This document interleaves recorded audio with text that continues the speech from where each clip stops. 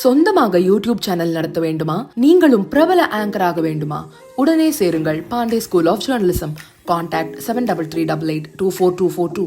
பிரதமர் மோடியின் வெளியுறவு கொள்கை குறித்தும் அவர் மேற்கொள்ளும் வெளிநாட்டு பயணங்கள் குறித்தும் காங்கிரஸ் தேசிய தலைவர் மல்லிகார்ஜுன கார்கே விமர்சித்துள்ளார். இது குறித்து தெரிவித்துள்ள அவர், பிரதமர் மோடி 11 ஆண்டுகளாக அடிக்கடி வெளிநாட்டு பயணங்களை மேற்கொள்கிறார். ஆனால் இந்தியா தற்போது தனித்து விடப்பட்டுள்ளது. 11 ஆண்டுகளில் பிரதமர் மோடி 72 நாடுகளுக்கு 151 முறை பயணங்களை மேற்கொண்டுள்ளார்.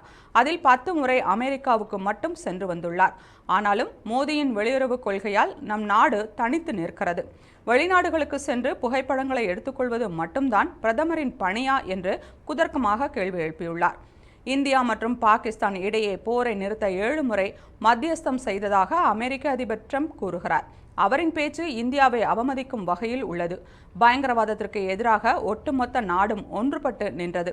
ஆனால் அமெரிக்க அதிபர் ட்ரம்ப் கூறியது குறித்து நாட்டு மக்களுக்கு உரிய விளக்கம் அளிக்காமல் பிரதமர் மோடி இந்த விவகாரத்தை மூடி மறைக்க பார்க்கிறார் என்று கார்கே குற்றம் சாட்டினார்.